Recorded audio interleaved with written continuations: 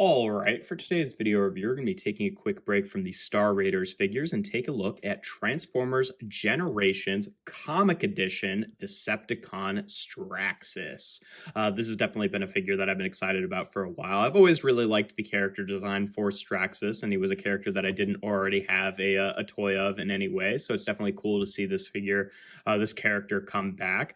If you're unfamiliar with what the comic edition is, basically it's a subline that's, I think it's exclusive to Hasbro Pulse. That's basically based on the like comic colors from the old, like Marvel comics from G1. So it has like the nice kind of like cell shaded thing going on, which, is always a cool effect, though it's not something that I really, tend to go in on.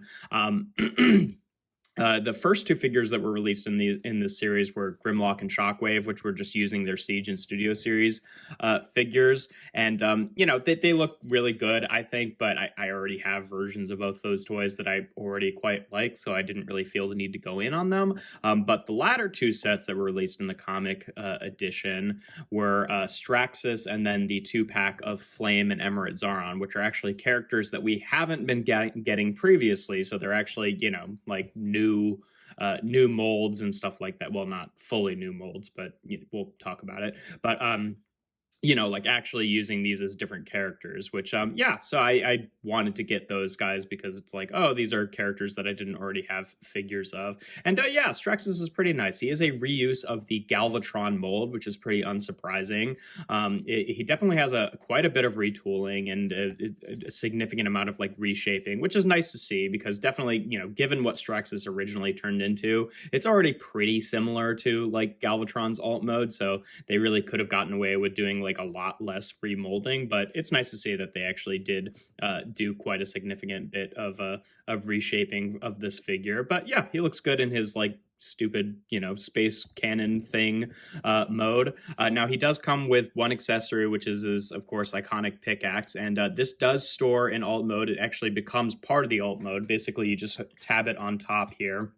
And then you take these bits and you kind of angle them up, which granted are kind of backwards from how these shapes were on his original alt mode, but it still definitely gets the point across because the original like comic style of Straxus, he had these like weird little bits jutting off at the top of his alt mode. So it definitely, I feel like, works to that effect. And you could, fold them further up if you like that look better. I don't know. I do kind of prefer that, even though it's slightly less accurate, but I feel like it makes it look a little bit less like he's just got a bent pickaxe on the top of his alt mode. But still, I do appreciate the integration there of that weapon. He does have little rolling wheels on the bottom here, and here, just like Galvatron did. So he can roll along pretty nicely, honestly, for the shape of this thing. And it's a pretty decent alt mode overall. In terms of comparisons in this mode, just for the standard one, here he is with Kingdom Sideswipe. For a previous version of Straxus, I don't have the original Generations Dark Mount, which is, I think, the only other time that this character has been officially, made is like the old Generations Deluxe. But I do have Generations Skullgrin, which was using the same mold. So you can see, obviously they've tried to kind of earthify his tank mode here. So I definitely prefer this. Also, having him be like a big boss character, I definitely prefer him being a leader over a deluxe. But at the time, it was already kind of like a wild deep cut character to be doing in the Generations toy line at all. So it's still cool that we got that figure back in the day. But yeah, that's what they look like together. And then lastly, here he is with Kingdom Galvatron, just so you can see all the differences there. He's definitely got some reshaping here in terms of like the bits that give him his like legs in alt mode, which I actually honestly think looks better than Galvatron's, just because it looks a little bit more like smoothly integrated into this stand rather than just like the tread sitting on the folded up arm.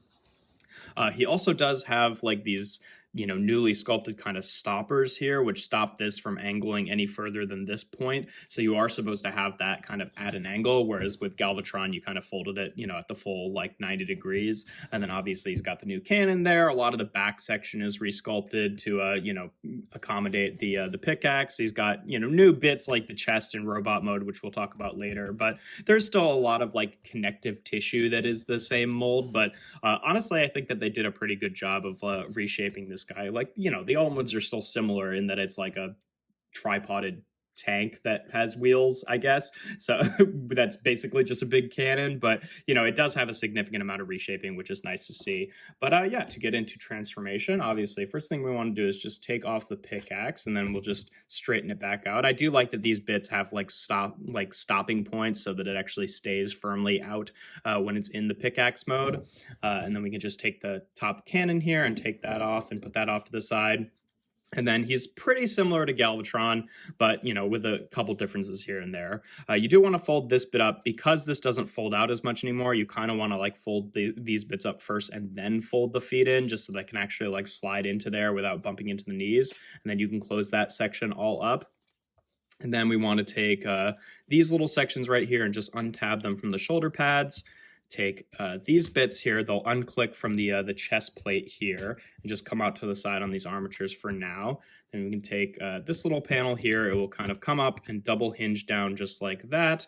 And then take this whole thing, untab it. A lot of these you kind of have to do sort of simultaneously, like bring this bit around and then bring the legs down, just so they have, you know, clearance to get around each other. And then you want to take these sections of the chest plate, this is a newly added bit of transformation, and just fold those out, since, you know, Galvatron's just kind of stayed flat on his barrel there.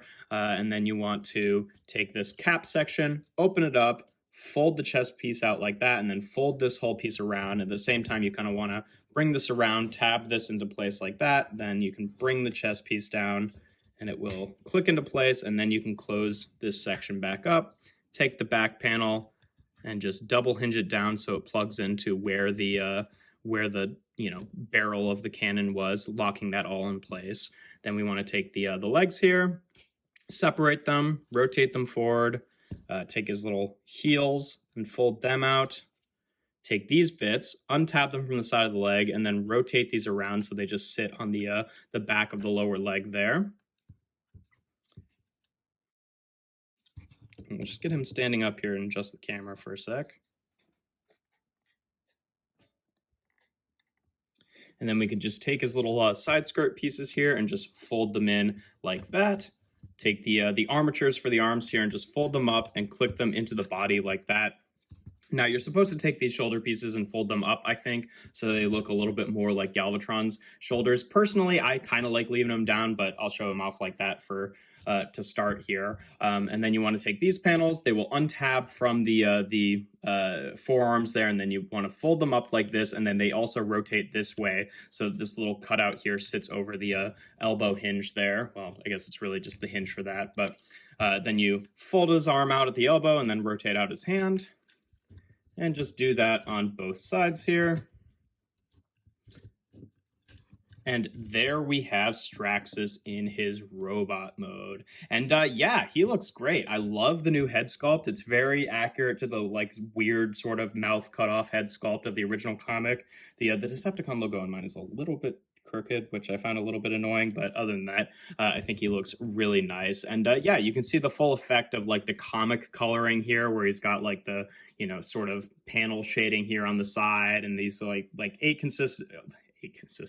asymmetrical, like inconsistent little details here that, you know, make it look like these are not details on the robot, but he's like getting shaded in a particular way, which honestly, like, I probably would have preferred just like a regular version. And, you know, I like debated picking this guy up for a bit, because I was like, oh, well, if they're doing the comic edition one, maybe they're going to release him in like his sort of like darker color scheme later, which is typically the color scheme I prefer for Straxus, but I didn't really want to risk it, because I was like, well, I don't know, maybe they're just doing him as this guy and they're not going to do the darker color scheme. So I decided to pick him up because he does have like the really vibrant reds and blues, whereas I tend to prefer Straxus with like the darker blues, but still, I think he looks pretty good. Now, in terms of his weapons here, obviously you can give him his pickaxe to hold here. It's a pretty firm fit, and this is like painted plastic too, so I imagine that this will start to chip off over time, but you know, I'm not too worried about it.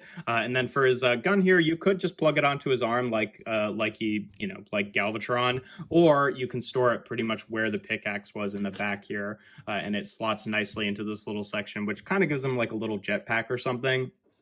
So that's cool to see. Now, unfortunately, if you do store that there, there's really nowhere to put the pickaxe other than in his hand, unfortunately, which again is just a bummer. Like I really like weapon storage on figures, and it's something that I value a lot in toys. So it's just like it bothers me when you have like a big accessory that's like part of the alt mode that you just can't put anywhere. Like I guess you can kind of like loop it over his back or something, and that's like okay.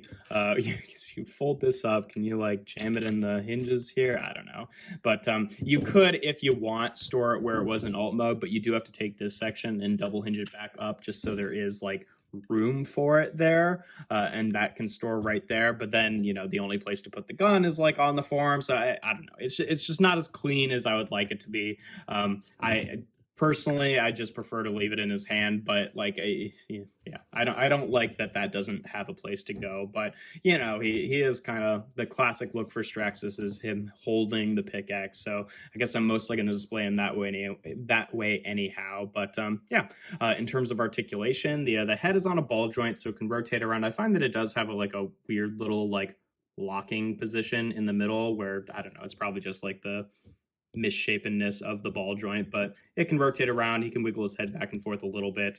The shoulders, I mean, his articulation is pretty much the same as Galvatron's. His shoulders can rotate around like that and rotate out to the side. He does have the correct shoulder orientation, obviously, but just in case anyone was worried about that, he's got a bicep swivel.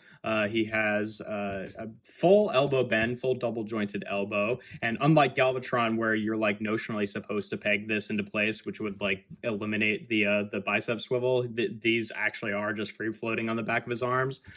He's got a wrist swivel, and then the wrist can also like bend in and out a bit for transformation, if that's at all helpful to you. He does have a waist cut. It's kind of above all of the flaps, thankfully, but it does still bump into his backpack, so it's not like a humongous range, but you can fold up his flaps here so he can bring his hips out to the side, forward, and back.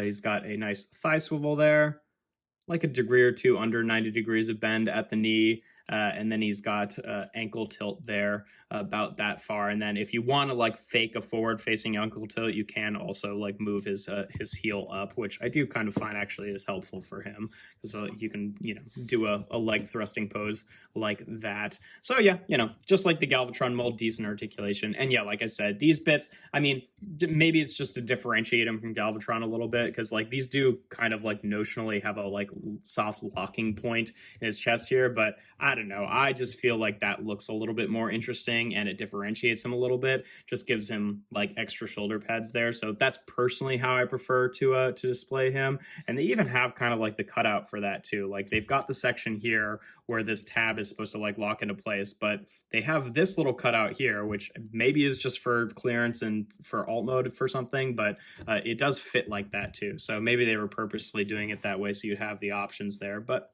they're a tight enough joint that I don't think they need to like really fully tab into place. But in terms of comparisons in this mode, just for the standard one, here he is with Kingdom Sideswipe, so you can see what he looks like with an average size deluxe.